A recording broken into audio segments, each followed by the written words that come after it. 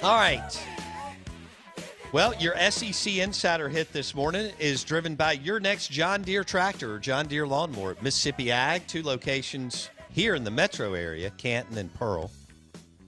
You can go ahead and check out their awesome selection of John Deere tractors for your hunting camp or family land. You're managing 60, 100, 150 acres. They've got you covered. Or if you just need to cut your yard, which Blake needs to grab the John Deere lawnmower and definitely cut my yard. The SEC Insider Hit brought to you by Mississippi Ag, all 16 locations open, and they're powered by agup.com. That's their website. You can find the retail location nearest you. We're live in the Bank Plus studio. You can watch the show on YouTube. We have a YouTube channel. Not, who knew? Search Out of Bounds Sports, and you can see the setup. We want to welcome in Brad Logan, playerandledger.com, rolling out a new podcast, Ole Miss, Hailstate Insider. And Brad, the big scuttlebutt in the on the back porches in Mississippi, and at breakfast has been Jarian Jones and Fabian Lovett. You and I have talked about this. I think if it had been handled differently by the right people, Jarian Jones would be an Ole Miss Rebel this morning. Instead, I think people had to get cute and go the shenanigans route. And I think actually cooler heads prevailed in Oxford at the end of the day. Saying no to the kids because you don't want that headache. But I just want to get your thoughts and your takeaway on where we are now that Lovett and Jones are Florida State bound, Brad. Yeah, let's look at this. First of all, thanks for having me on today, Bo. I appreciate that. I think let's look at this from 10,000 feet, from a Twitter/message board/Egg Bowl Twitter, standpoint in regards to fodder and fun and Mike Leach versus Lane Kiffin. This is a lot of fun. I mean, this is kind of what we're in the business for, is for information, for, entertainment. So I think it's definitely added another element, another layer to the onion of the Egg Bowl rivalry. Now, let's get down to the crux of the matter. I think what you have here is 2 players, one specifically that was unhappy, then another became unhappy. And then when just a lot of things surrounding this transfer, and this is an opinion, but it's an educated opinion. I believe that both were headed to Ole Miss.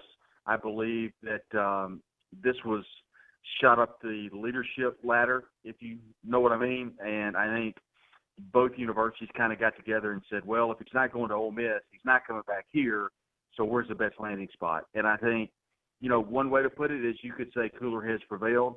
But on the flip side, I think you could look at this from a number of perspectives from Ole Miss's standpoint.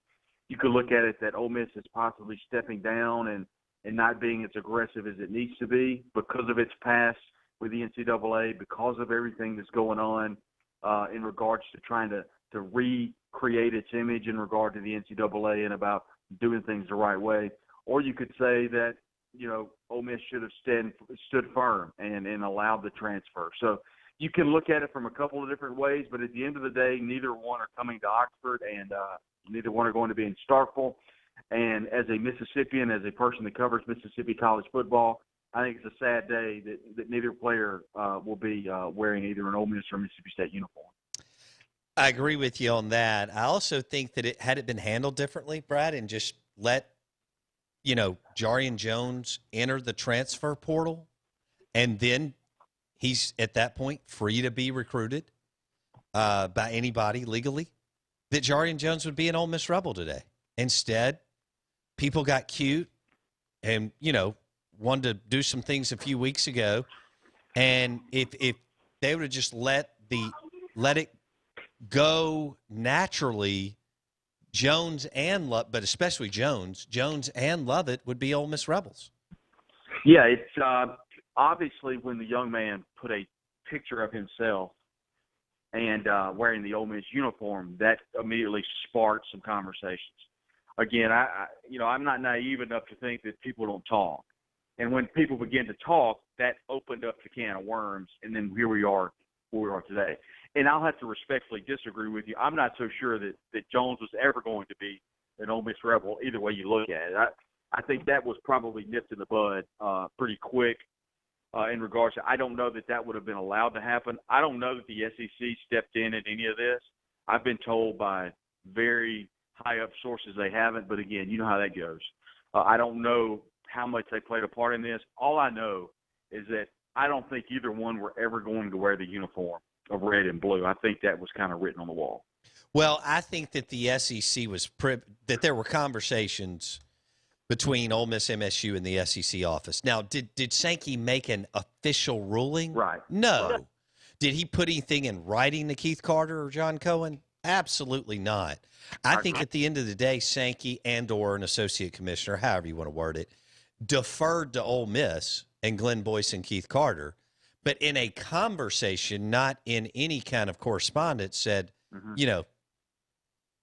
probably it's not a good, not a good idea. It's not a good idea, but you're grown-ups, and if you want to take them, go for it. And honestly, Brad, I'm not sure the prior leadership previous to would have done that. And I actually think that Boyce and Keith made the right decision for Ole Miss as far as going forward, Brad. Yeah, and not to get too deep in the water here, but I think it's important to know. I was very critical of the hire of Glenn Boyce. I felt like it was rammed through the IHL board.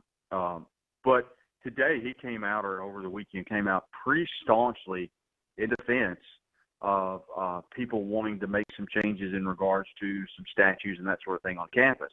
He came out pretty strong, Bo, and I have a lot of respect for him for doing that. And I think at the end of the day, this will be what's best for Ole Miss because of what they did by taking that stand. But on the flip side, you got that faction of the fan base that, or you know what, they caved again. He's nothing but another in regards to he pronouns. He's nothing. He being Keith Carter is nothing but another Ross Bjork. He caved again. He allowed Mississippi State to get what they want. You still got that faction of the base. I don't believe that by any stretch, but some people do. And that's something he's going to have to deal with going forward. Yeah. Well, I think it was a good decision by Carter and Boyce. I mean, neither one are – I mean, they're good players. Could have made Ole Miss better. Could have made MSU better, but not worth opening that. You just don't ever know where – it could have not gone anywhere, Brad, just as easily as it could have gone somewhere, okay? I mean, they could have – I agree. It just – yeah. So I just think some people got involved who shouldn't have gotten involved, and all that nonsense and, shoving it in Leach's face. You got to – look, you can't recruit a kid that's on an active roster in a global pandemic. You just can't do that. That's not how – if they would have just let him go into the portal last week without him ever going up to Oxford, he'd be an Ole Miss Rebel. But anyway. I feel very comfortable in saying there are people on both sides not affiliated with that university in Starkville and Oxford that are at fault for this.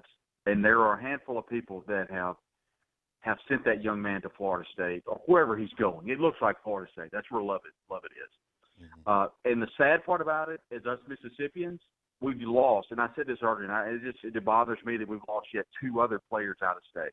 I'm a big in-state guy, whether it be you're going to play at Southern, Ole Miss, or Mississippi State. If you've got that opportunity, I want you to stay in-state.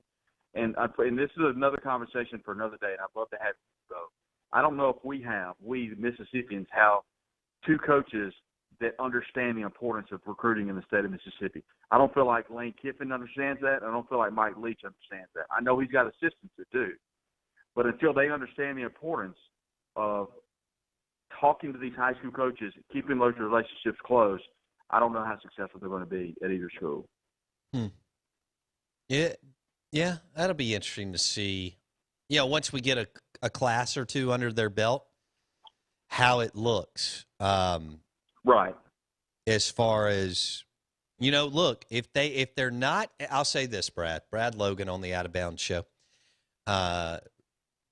If they're not willing to go get the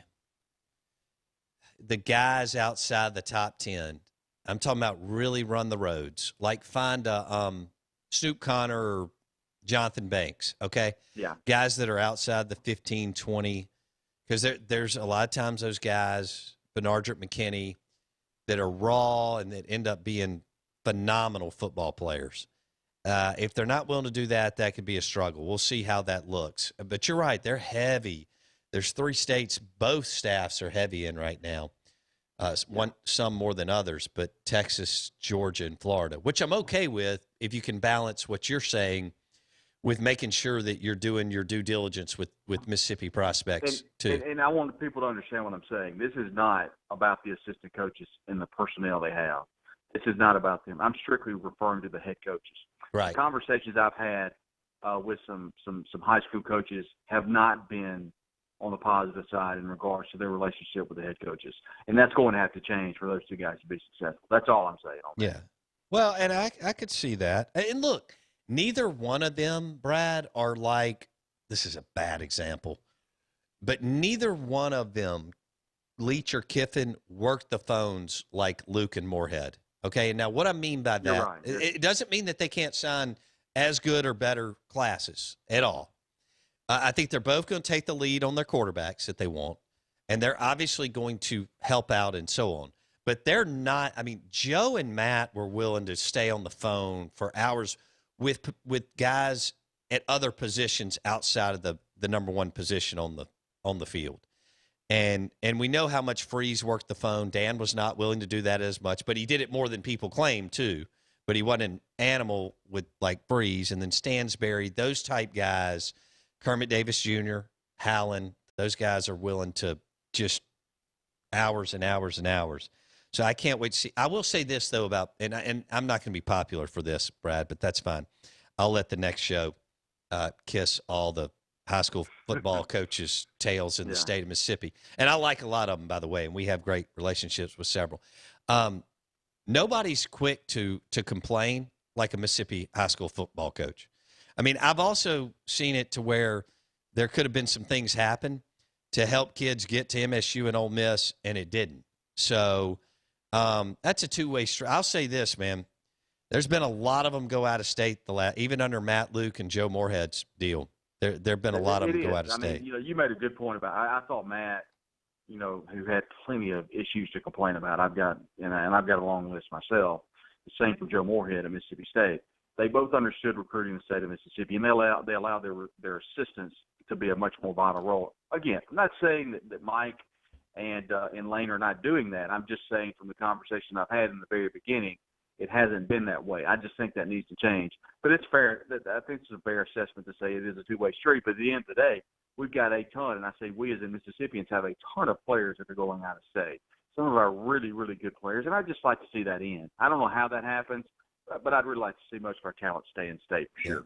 And we've just got these animals on the border. I mean, Auburn, Bama, LSU, Jimbo comes in and just absolutely puts his boot. That was a huge get down at George County when he got Jackson, and that was a big get for Jimbo to come into Mississippi. When like you said, when you got to fight Auburn, Alabama, and LSU on a daily basis, and then you got Texas A&M coming in, that's just another iron in the fire. Not to mention Kirby Smart in Georgia. Bo, remember he came in and got one of the best players to come through in a while.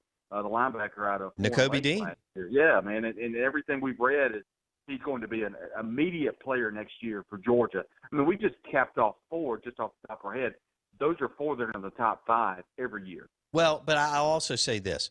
Mississippi high school football coaches need to allow Kiffin and Leach some time. First of all, they just got hired. Then they had a pandemic. So let's at least give them the next 12 months, see what they do.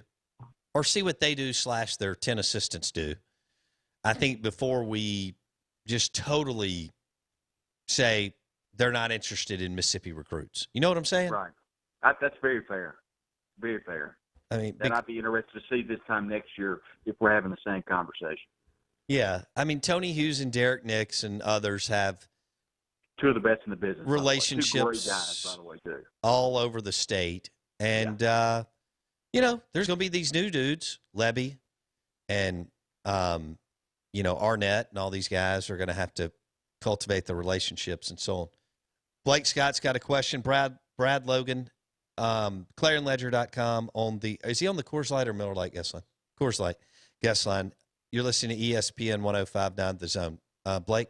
Yeah, Brad, just thinking about kind of what you mentioned, not only just recruiting and a desire to get better, but for Ole Miss having had 4 straight seasons without a bowl and finally having the ability to go back to one, how big a factor did recent history and a desire to not rock the boat any more than necessary went into this decision? And how big a factor did you think Lane Kiffin was in making this decision? He wasn't. Go ahead, Brad.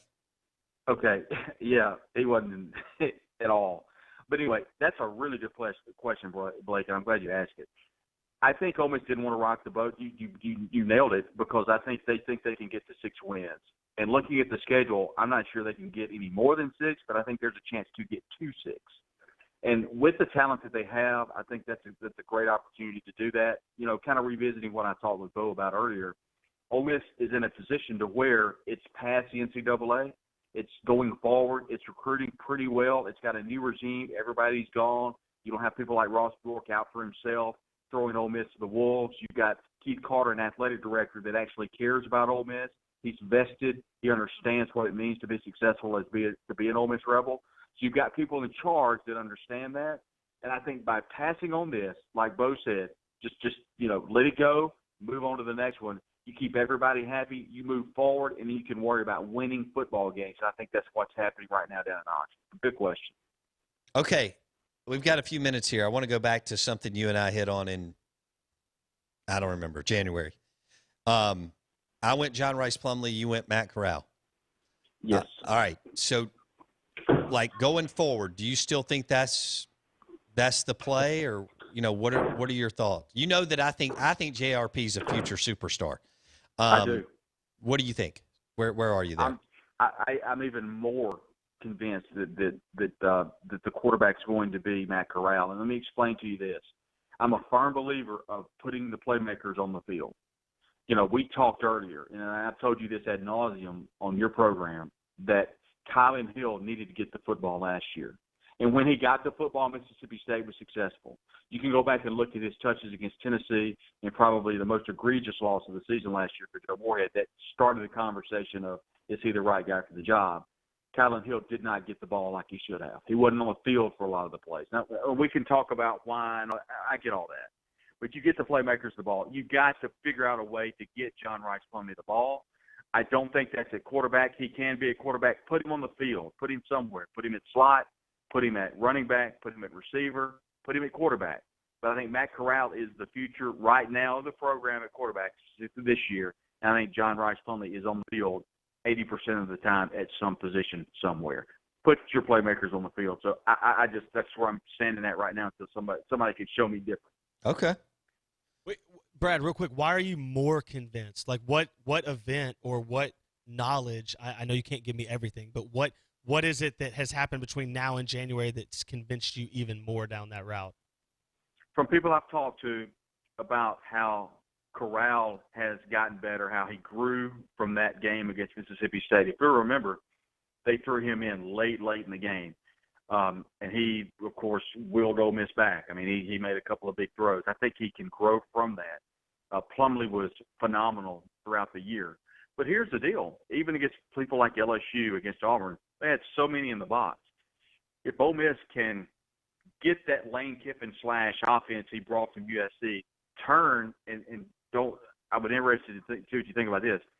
To me, Matt Corral is a poor man's Mark Sanchez. And what I say by that is he runs just a little. He's okay throwing. But I think he can be good enough in this Lane Kiffin system to distribute the football to enough folks, including John Rice Plumlee. I've looked at the numbers, and I think the way, and I've watched some tape, the way these defenses have played Ole Miss, if Plumlee's in the game, they were all in the box, and he was still making plays. Why not put the kid at running back, put him at slot, let him throw it, let him run it? Then you've got defenses all over the place, and now you've got yourself a creative offense. That's just what I think going forward. Okay. Well, I can't wait to see what plays out. We'll leave it there. Right. We'll see what Levy and Kiffin come up with. But just because whoever starts first game doesn't mean they're the guy, you know. We saw that. Yeah, we saw that last year. And, by the way, over in Starkville, there's a guy on the sideline. If they start Costello, there's a young man over there that's got some pretty good experience in Garrett Schrader, who's a gamer, by the way. I would not be surprised to see him on the field, too. What if Garrett Schrader was moved to wide receiver for a year or slot or something because he is such an athlete. That'd be nuts. I mean, is he not Taysom Hill in a maroon uniform? To me, he looks just like him. I mean, he runs well. We've seen he can block. He can block really well. He can throw it. I'm telling you, man, I just don't see him on the sideline very much. He's too much of a gamer. I mean, put him at tight end, put him anywhere. He can play anywhere. He's a great athlete. And, I mean, just if you'll remember, looking at him during the season, he was a guy that took some major, major hits. But you know what, Bo? He always got back up. And he always had teammates. He's a hell of a football player, and I'm excited to see what he can do under that Mike Leach system too. Mike's a smart offensive guy. The only thing that scares me about Mississippi State, Bo, is I know we've talked about this, their wide receiver core. I mean, they've got to find some people to catch the football. And, if you got somebody like a Garrett Trader can step up and make some big catches, hey, why not put him a receiver, put him a slide? Put your playmakers on the field, Bo. That's all I'm saying. We'll leave it there. Brad, you're rolling out a new podcast, right? Yeah, pretty excited. June 15th, the Brad Logan Show, and we're excited about getting it rolling, man, and hope you can be a part of it. I'm in. We'll do this again soon. Be good, dude. Talk soon, bud. All right. Brad Logan on the Coors Light guest line. Hey, real quick, just because somebody will take everything that I said out of context, I'm great with Mississippi high school football coaches. Why don't we give Kiffin and Leach at least a year? First of all, we just went through a pandemic, which took them out for what, Blake? 90 days, 120 days? I was about to say 2 or 3 months. All right, so neither one of them have been on campus long at all. Let's give them an opportunity to get out. Maybe the NCAA will allow them out a little bit more in the summer or fall. I don't know how that will look. I also do not blame – I'm going to give them some wiggle room. I don't blame Leach and Kiffin more importantly, their assistants, for leaning on places where they already have relationships because we just went through a global pandemic. So I don't think that they're ignoring Mississippi high school football prospects at all. I just think Kiffin's dudes already had a bunch of ties in Texas and Florida. Leach's guys already had a bunch of ties in Texas and Georgia. And they want to get on the ground and get on the 2-lane highways and the roads and the back roads. But because of a global pandemic and because of, the recruiting windows are already tight, Blake, they haven't had the opportunity to create new relationships. So I'd like to give it 12 months, let them get out, get in Mississippi high school coaches' offices on the field. Also, the Mississippi high school football coaches will get to come up to Starkville and Oxford, watch Kiffin and Leach work on the whiteboards, whatever, draw out their stuff, Levy and Kiffin and Leach. So I think Leach and Kiffin need to be afforded the opportunity of 12 months to cultivate the relationships, because nobody thought we would just go through about a 4-month global pandemic. That's my deal. The Out of Bounds Show is driven by your next GMC Sierra truck and GMC Yukon at Fowler Buick GMC in Pearl Brandon, and also presented by Mississippi Sports Medicine and Orthopedic Center. We'll be back tomorrow. See you.